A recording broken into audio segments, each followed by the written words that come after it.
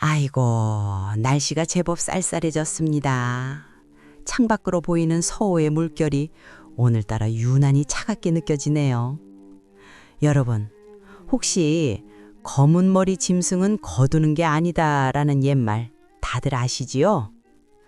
제가 평생을 학교 교단에 서서 아이들을 가르치며 사람은 은혜를 알아야 한다, 정직하게 살아야 한다, 그렇게 가르쳤는데 정작 제 집 안방에서 호랑이 새끼를, 아니 늑대 새끼를 키우고 있었다는 걸 예순이 넘어서야 뼈저리게 깨달았습니다.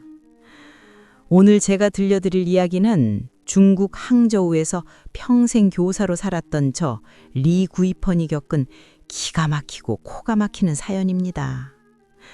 혹시 지금 자식 눈치 보느라 사위 며느리 비위 맞추느라 속 끓이고 계신 분들 있다면 제 이야기 끝까지 한번 들어보세요. 듣다 보면 꽉 막힌 속이 뻥 뚫리실 겁니다. 이야기는 지금으로부터 정확히 5년 전 장마가 억수같이 쏟아지던 7월의 어느 여름밤으로 거슬러 올라갑니다.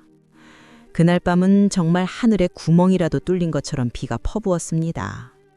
천둥번개가 우르릉 쾅쾅 치는데 혼자 사는 넓은 집이 어찌나 스산하던지요. 남편 먼저 떠나보내고 항저우 첸장 신청에 있는 이 넓은 아파트에서 혼자 지낸 지도 꽤 됐을 때였습니다. 텔레비전을 보다가 깜빡 잠이 들려는데 갑자기 현관 벨소리가 미친 듯이 울리는 겁니다. 딩동딩동도 아니고 쾅쾅쾅 하고 문을 부서져라 두드리는 소리에 심장이 덜컥 내려앉았지요. 이 밤중에 누구지? 하고 인터폰을 확인했는데 세상에나 화면 속에 비친 모습에 저는 그만 다리에 힘이 풀릴 뻔했습니다. 제 딸 샤오메이와 사위 왕제뇌이 그리고 갓 3살 된 제 손자 녀석이 물에 빠진 생쥐꼴을 하고 서 있는 게 아니겠습니까? 황급히 문을 열어주니 비릿한 빗물 냄새와 함께 훅 끼쳐오는 그 절망의 냄새를 저는 아직도 잊을 수가 없습니다. 사위 왕제뇌이, 그 덩치 큰 남자가 문이 열리자마자 현관 바닥에 털썩 무릎을 꿇더군요. 빗물인지 눈물인지 모를 것이 그 얼굴을 뒤덮고 있었는데 저를 보자마자 대성통곡을 하며 머리를 바닥에 쿵쿵 찧어대기 시작했습니다. 장모님, 장모님, 제발 저희 좀 살려주십시오. 제가 죽을 죄를 지었습니다. 제발 한 번만 살려주세요. 이마가 깨져 피가 흐르는데도 아픈 줄도 모르고 빌어대는 사위. 그 옆에서 아이를 끌어안고 사시나무 떨듯 떨며 울고 있는 딸 샤오메이. 갓난쟁이 손자는 놀라서 자지러지게 울어대고 그야말로 생지옥이 따로 없었습니다. 알고 보니 사위놈이 다니던 멀쩡한 회사를 그만두고 친구놈 꼬드김에 넘어가 IT 산업인지 뭔지에 손을 댔다가 사기를 당해 전 재산을 홀라당 날려먹은 것도 모자라 거액의 빚더미에 앉았다는 겁니다. 살던 전셋집은 이미 경매로 넘어가 당장 오늘 밤에 쫓겨났고 사채업자들이 들이닥친다고 벌벌 떠는데 여러분이라면 어떻게 하시겠습니까? 아무리 미워도 내 배 아파 낳은 딸이고 눈에 넣어도 안 아픈 핏줄인 손자인데 사위가 제 바지끄덩이를 잡고 장모님 이번만 살려주시면 제가 평생 장모님을 친어머니보다 더 극진히 모시겠습니다. 제 목숨을 바쳐서라도 이 은혜 갚겠습니다. 제발 우리 아이만이라도 비 피할 곳 좀 주십시오. 하고 울며불며 매달리는데 제 마음이 오죽했겠습니까? 어미 된 도리로 차마 그 꼴을 보고 문을 닫을 수가 없었습니다. 결국 저는 떨리는 손으로 그들을 일으켜 세워 집 안으로 들였습니다. 젖은 옷을 갈아입히고 따뜻한 밥을 먹이고 안방에 들어가 장롱 깊숙한 곳에 숨겨뒀던 통장을 꺼냈습니다.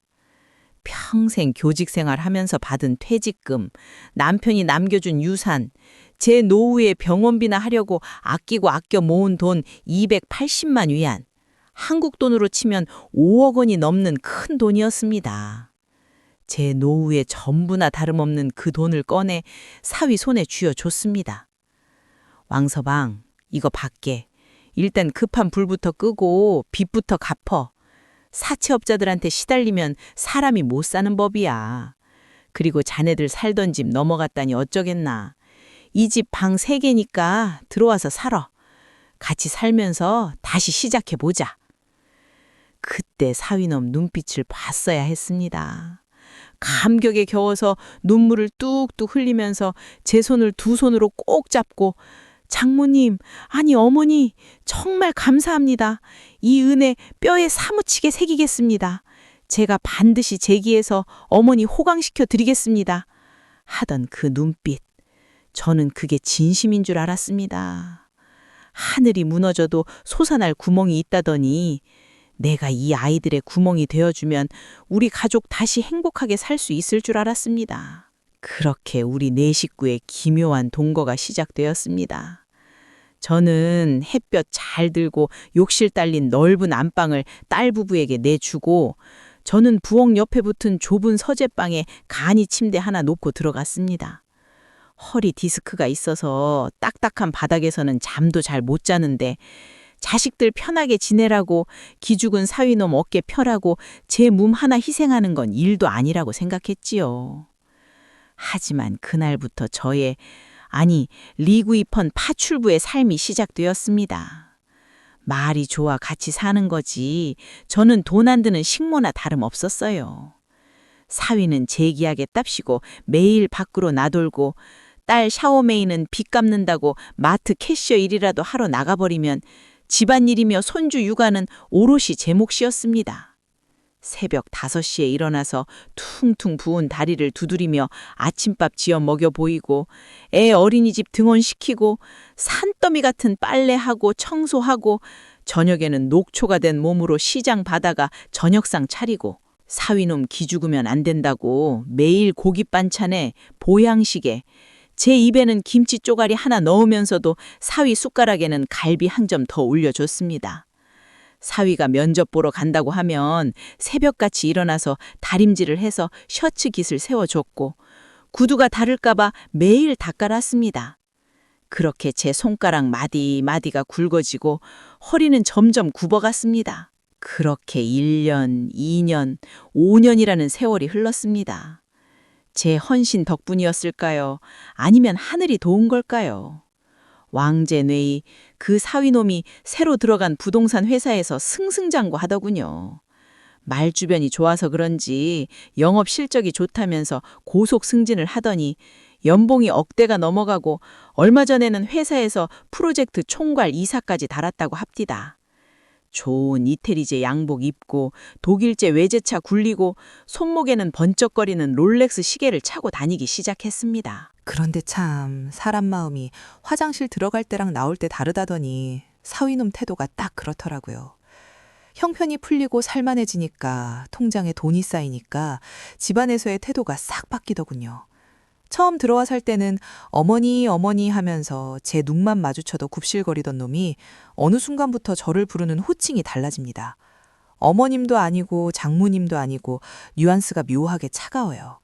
심지어 손님들이라도 오면 우리 장모님이 아니라 리여사님이라고 부르는데 그게 그렇게 정없게 들릴 수가 없습니다. 퇴근해서 들어오면 소파에 벌러덩 누워서 텔레비전 채널이나 돌리면서 집이 왜 이렇게 좁아. 답답해 죽겠네. 인테리어가 너무 촌스러워서 눈이 아프네. 하고 들으라는 듯이 투덜거립니다. 제가 정성껏 차린 밥상을 보고는 젓가락으로 뒤적뒤적 하더니 리여사님, 요즘 누가 집에서 기름 냄새 풍겨요. 옷에 냄새 배게. 그냥 시켜 먹죠? 아니면 나가서 먹든가. 하면서 숟가락을 탁 놓질 않나. 빨래를 개서 갖다 주면 내 셔츠는 세탁소 맡기라고 했잖아요. 집에서 다리면 가게 안 산다고요. 하면서 짜증을 냅니다. 제가 누구 때문에 그 셔츠를 5년 동안 다려줬는데 기가 막혀서 말이 안 나오더라고요. 그래도 딸년이라도 제 편을 들어주면 좋으련만 이년은 남편이 돈 잘 벌어오니까 아주 남편이 왕인 줄 압니다. 엄마, 그이가 밖에서 일하느라 힘들어서 예민해서 그래. 엄마가 좀 맞춰줘. 냄새나는 음식은 좀 하지 말고 빨래도 그냥 건조기 돌려. 이러는데 내 속에서 천불이 나더라고요. 그래도 참았습니다. 내가 참으면 우리 딸 가정이 편안하니까. 손자 녀석 봐서라도 참자. 내가 죽으면 다 물려주고 갈 건데 뭐 하고 꾹꾹 눌러 담았습니다. 늙은이가 갈 데가 어디 있겠습니까? 그저 이 집에서 손주 커가는 거 보는 게 낙이라 생각하며 버텼습니다. 그런데 며칠 전이었습니다. 결정적으로 제 가슴에 대못을 박는 아니, 제 인생을 송두리째 뒤흔드는 사건이 터졌지요. 딸 부부가 결혼 10주년이라고 해외여행을 간다고 하더라고요. 저기 남쪽 휴양지 하이난 산야로 간다고 며칠 전부터 들떠서 수영복 사고 쇼핑하고 난리도 아니었습니다. 저는 내심 기대를 했어요. 그래도 내가 5년 동안 지들 밥 해먹이고 애 키워주고 빚까지 갚아줬는데 이번 여행은 같이 가자고 하겠지?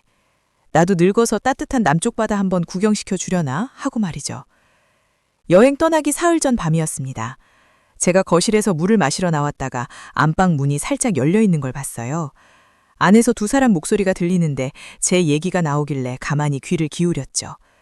문틈 사이로 새어나오는 그 대화가 제 심장을 갈갈이 찢어놓을 줄은 꿈에도 모른 채 말입니다. 여보, 이번 여행 말이야. 엄마도 같이 모시고 가면 안 될까? 엄마가 평생 하이난 같은 데는 한 번도 못 가보셨잖아. 그리고 애도 엄마가 봐주시면 우리도 편하고. 딸 샤오메이가 그렇게 말하더군요. 그래도 딸은 딸이구나 싶어서 마음이 좀 놓이려던 찰나 왕젠웨이 그 사위놈의 목소리가 들렸습니다.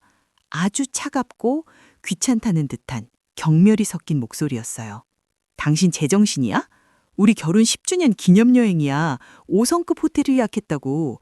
거기 가서 오붓하게 우리끼리 좀 즐기자는데 그 늙은 장모를 데려가서 뭐해? 장모님 끼면 내가 얼마나 불편한지 알아? 밥 먹을 때도 눈치 보이고 수영장에서도 신경 쓰이고 뭐 하나 내 맘대로 못하잖아. 그래도 엄마가 섭섭해하실 텐데 우리가 얹혀 사는 것도 있고 엄마가 5년 동안 고생했잖아. 얹혀 살긴 뭘 얹혀 살아. 우리가 생활비 내잖아. 전기세, 수도세 다 내가 내는데. 그리고 솔직히 말해서 샤오메이, 당신 잘 들어. 장모님은 우리 가족 아니잖아? 엄연히 말하면 남이라고 남. 핏줄 섞인 건 당신이지 나랑은 남이야. 장모님은 그냥 우리 도와주는 무료 파출부지. 솔직히 말해서 같이 살면서 내가 눈치 보고 사는 것도 지긋지긋해.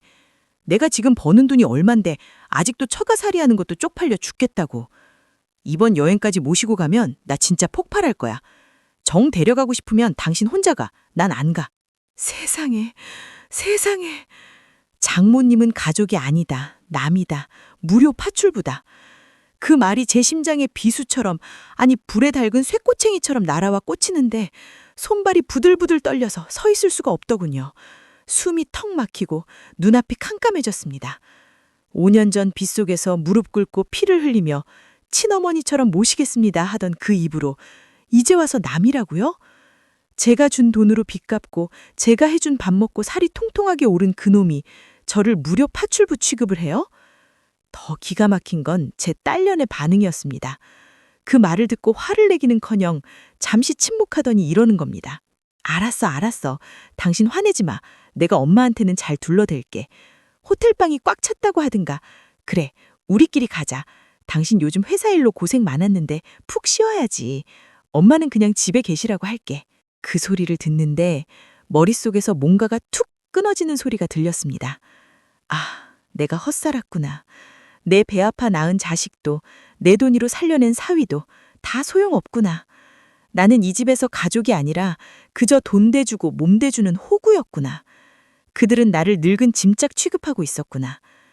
그날 밤 저는 좁은 서재방 간이 침대에 누워 천장을 보며 소리 없는 오열을 토해냈습니다. 너무 억울하고 분해서 눈물도 말라버릴 지경이었습니다. 하지만 날이 밝아올 때쯤 저는 결심했습니다. 그래, 왕서방. 네 말이 구구절절 옳다. 나는 너희에게 가족이 아니지? 남이지. 그럼 어디 진짜 남이 되면 어떤 꼴을 당하는지 내 똑똑히 보여주마. 검은 머리 짐승에게 베푼 은혜를 원수로 갚는 너희들에게 나도 내 방식대로 갚아주마. 다음 날 아침 사위와 딸은 아무 일도 없었던 듯이 웃으면서 저한테 그러더군요. 장모님, 이번 여행은 회사 부부 동반 모임이라 장모님 모시고 가기가 좀 애매하게 됐어요. 죄송해요. 대신 저희가 선물 많이 사올게요. 집 좀 잘 봐주세요. 우리 애 유치원 픽업 잊지 마시고요. 뻔뻔하게 거짓말하는 그 입을 찢어버리고 싶었지만 저는 평생 연기해 본 적이 없는 최고의 연기를 펼쳤습니다. 생글생글 웃으며 말했죠. 그래, 알았다. 회사 일이 중요하다는데 어쩌겠니. 나는 늙어서 비행기 타는 것도 힘들다. 집이나 지키고 있으마. 걱정 말고 잘 다녀와라. 푹 쉬고 와. 그리고 드디어 그들이 여행을 떠나는 날 아침. 명품 캐리어 2개를 끌고 나가면서 사위가 신신당부를 하더군요. 리어사님, 택배 올 거 있으니까 꼭 받아주시고 화분에 물 좀 주세요. 그리고 냉장고에 반찬 상한 거 정리 좀 하시고요. 갔다 와서 뵙겠습니다. 끝까지 저를 파출부 취급하며 나가는 그들의 뒤통수에 대고 저는 속으로 외쳤습니다. 그래, 이게 마지막이다. 잘 가라. 다시는 이 문턱 못 넘을 줄 알아라. 현관문이 닫히고 엘리베이터 내려가는 소리가 들리자마자 저는 바로 행동을 개시했습니다. 눈물을 닦을 시간도 아까웠습니다. 미리 알아봐둔 링커 부동산 중개인에게 전화를 걸었죠. 항저우에서 제일 일 잘한다는 중개인이었습니다. 천 사장님, 저 첸장 신청 103동 리구이펀입니다. 네, 그 물건. 당장 내놓으세요. 금매로요. 네, 가격은 상관없습니다. 무조건 이번 주 안에, 아니 3일 안에 잔금까지 치를 수 있는 사람으로 찾아주세요. 현금 박치기면 시세보다 100만 위안, 약 2억 원 싸게 드린다고 하세요. 네, 안방 가구, 60인치 TV, 양문형 냉장고, 사위가 아끼는 그 오디오 세트? 다 옵션으로 드립니다. 몸만 들어와서 살라고 하세요. 여러분, 항저우 첸장 신청 아파트가 어떤 곳입니까? 서울의 강남 같은 곳입니다. 내놓자마자 나가는 게 이 동네 아파트입니다. 게다가 시세보다 2억이나 싸게 내놨으니 전화 끊고 1시간도 안 돼서 부동산 사장님이 손님을 모시고 왔더군요. 돈 좀 있어 보이는 원저우 출신 사업가 부부였는데 집을 둘러보더니 입이 떡 벌어집니다. 어머 세상에, 가격이 정말 이 가격 맞아요? 집 상태도 너무 좋은데? 전망도 서우가 다 보이고. 그 자리에서 바로 계약하자고 합니다. 저는 계약서에 도장 찍으면서 딱 한 가지 조건을 걸었습니다. 아주 단호하게 말했죠. 사장님, 조건이 하나 있습니다. 잔금은 3일 뒤에 치르고 그날 바로 명의 이전합니다. 그리고 저는 잔금 받는 즉시 집 비워드립니다. 안에 있는 가구, 집기, 옷까지 다 가지세요. 처분하든 쓰든 마음대로 하세요. 저는 제 개인 물품만 챙겨서 나갈 겁니다. 일사천리로 계약이 진행됐습니다. 그 3일 동안 저는 제 짐을 정리했습니다. 5년 동안 이 집에서 식모살이하며 늘어난 짐이라곤 낡은 옷 몇 벌과 앨범, 그리고 남편 영정사진, 교직 생활 때 받은 훈장뿐이더군요. 반면에 딸년 방에는 수천만 원짜리 명품 가방이 굴러다니고 사위놈 드레스룸에는 한 번도 안 입은 이태리제 양복이 줄을 서 있고 서재에는 골프채가 번쩍거리고 제 짐은 작은 캐리어 하나에도 다 들어가는 반면 그들의 짐은 트럭을 불러도 모자랄 칸이었습니다. 그제야 눈물이 좀 나더군요. 내가 이러고 살았구나. 내가 내 집에서 새빵살이보다 못한 취급을 받으며 살았구나. 3일 뒤 잔금 1,000만 위안, 약 19억 원이 제 통장에 띵동 하고 꽂히는 순간 저는 미련 없이 짐을 싸서 나왔습니다. 나오는 길에 식탁 위에 딸 부부가 주고 간 용돈 봉투 2,000 위안, 약 38만 원이 보이더군요. 헛웃음이 났습니다. 고작 이거 주고 5박 6일 동안 집 지키고 애보라는 거였나.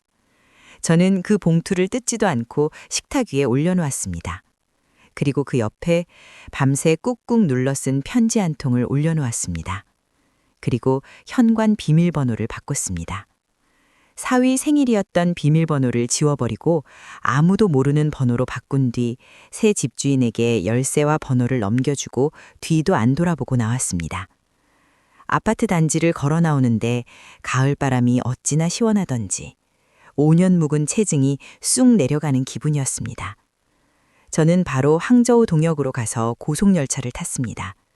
목적지는 저 멀리 따뜻한 남쪽 윈난성입니다. 거기 가서 죽을 때까지 꽃이나 보고 차나 마시며 살 작정이었습니다. 자, 이제 하이라이트입니다. 딸 부부가 여행에서 돌아오는 날이었죠. 저는 그때 이미 윈난성 다리의 고즈넉한 객잔에 자리를 잡고 누워 있었습니다. 전화기를 꺼뒀다가 비행기 도착해서 집에 도착했을 시간쯤 돼서 켰더니 세상에 부재중 전화가 100통이 넘게 와 있더군요. 딸, 사위, 심지어 사위 친구 번호로까지 번갈아가며 난리가 났습니다. 저는 전화를 안 받고 가만히 눈을 감고 상상했습니다. 그들의 표정을요. 안 봐도 비디오 아니겠습니까? 아마 이랬을 겁니다.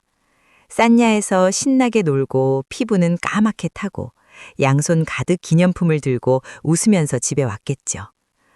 아, 피곤하다. 빨리 가서 쉬자. 장모님이 밥 해놨겠지? 하면서 엘리베이터에서 내렸겠죠. 그리고 익숙하게 도어락 번호를 눌렀을 겁니다. 삐비빅, 삐비빅. 왜 이러지? 오류가 났나? 여보, 당신이 눌러봐. 몇 번을 눌러도 문은 열리지 않고 삐삐 경고음만 울려댔겠죠. 아, 장모님이 번호 바꿨나? 노인네가 진짜. 하며 짜증을 내며 초인종을 눌렀겠죠. 그런데 안에서 웬 낯선 아저씨가 런닝 차림으로 나옵니다. 누구세요? 이 밤중에 남의 집 벨을 누르고 난리야? 사위놈은 눈이 휘둥그레져서 따졌겠죠. 아니, 댁은 누구신데 우리 집에 있습니까? 리 여사님 어디 가셨어요? 도둑이야 당신? 그러자 새 집주인이 어이없다는 듯 말했겠죠. 당신들 누구요? 이 집 도둑 취급을 해? 나 이 집 3일 전에 샀어. 10,000위안 일시불로 주고 샀다고. 전주인 할머니라면 벌써 짐 싸서 나갔는데? 사위놈 얼굴이 사색이 됐을 겁니다. 핏기가 싹 가시고 다리가 후들거렸겠죠. 딸녀는 그 자리에 주저앉아 비명을 질렀을 겁니다. 집을 팔다니? 엄마가? 말도 안 돼. 그럴 리가 없어. 그때 새 집주인이 혀를 차며 안으로 들어가더니 식탁 위에 있던 제 편지와 뜯지도 않은 용돈 봉투를 던져줬을 겁니다. 이거 그 할머니가 두고 간 거요. 당신들 주라더군. 사위 왕젠웨이, 그놈이 떨리는 손으로 편지를 펴서 읽었겠죠. 저는 편지에 이렇게 썼거든요. 한 글자 한 글자 제 피눈물로 쓴 편지입니다. 왕서방, 그리고 내 딸 샤오메이. 하이난 여행은 재미있었니? 나는 너희 덕분에 아주 큰 깨달음을 얻었다.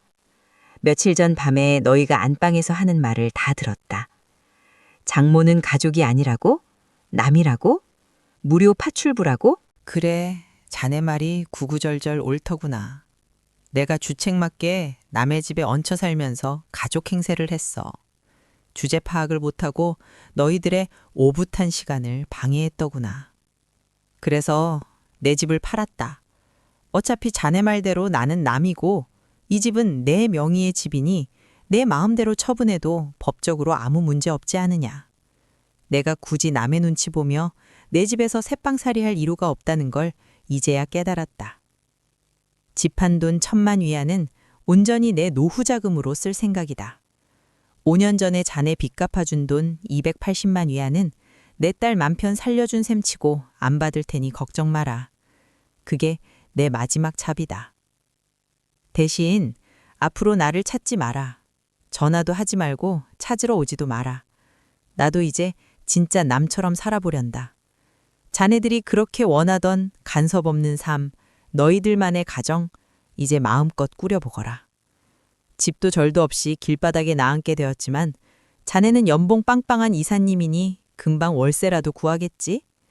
아참, 너희 명품 옷이랑 가방은 새 집주인이 마음에 든다고 해서 다 쓰라고 했다. 중고로 팔아도 꽤 될 캔데 아깝게 됐구나. 그럼 이만 너희들의 영원한 타인, 전 집주인 리구이 퍼니. 어떻습니까, 여러분? 속이 좀 시원하신가요? 나중에 건너 들으니 사위놈은 그날 아파트 복도에서 대성통곡을 하고 문을 두드리다가 경찰까지 출동했다고 하더군요. 당장 오갈 데가 없어서 모텔을 전전하다가 지금은 항저우 외곽에 있는 좁고 허름한 월세방을 구해서 들어갔답니다. 보증금 낼 돈도 빠듯해서 차도 팔고 시계도 팔았다고 하네요. 회사에서도 소문이 안 좋게 나서 장모 등쳐먹고 쫓겨난 놈이라고 손가락질 받다가 결국 사표를 냈다는 얘기도 들립니다. 딸녀는 매일같이 저한테 엄마, 내가 죽을 죄를 지었어. 엄마 어디야? 우리 아들이 할머니 보고 싶어 해. 하고 문자를 보내며 아이 핑계를 대지만 저는 읽고 바로 지워버립니다. 아이가 보고 싶은 마음이야 굴뚝 같지만 지금 돌아가면 또다시 그 지옥 같은 파출고 생활이 반복될 걸 알기에 독하게 마음먹었습니다. 사람들은 저보고 너무 매정하다고 할지 모릅니다. 그래도 자식인데 손주는 더 순죄냐 하면서요. 하지만 저는 후회 안 합니다. 5년 동안 뼈 빠지게 헌신하고 돌아온 게 남이라는 소리라면 그 관계는 이미 끝난 겁니다. 저는 이제 윈난성의 따뜻한 햇살 아래서 아침마다 꽃시장에 가고 맛있는 보이차 마시고 저녁에는 광장에서 춤도 추며 제 인생 즐기면서 살 겁니다. 통장에 있는 20억, 저 혼자 쓰기엔 너무 많은 돈이라 다 못 쓰고 죽을 것 같아 걱정이네요. 나중에 죽으면 전 재산 사회에 기부하고 갈 겁니다. 그놈들에게는 한 푼도 안 남길 겁니다. 여러분도 혹시 자식 눈치 보느라 가족이라는 이름 때문에 참고 희생하고 계신가요? 내가 참으면 다 편하다라고 생각하고 계신가요? 그러지 마세요. 내 인생의 주인은 나입니다. 자식은 키워서 떠나보내는 손님일 뿐입니다. 억울하면 참지 말고 저처럼 확 저질러 버리세요. 그래야 화병 안 생기고 오래 삽니다. 오늘 제 사이다 복수국 재미있게 들으셨다면 그걸로 만족합니다. 다들 건강하시고 남은 인생은 눈치 보지 말고 오직 나를 위해 이기적으로 사시길 바랍니다. 그게 정답이더군요. 감사합니다.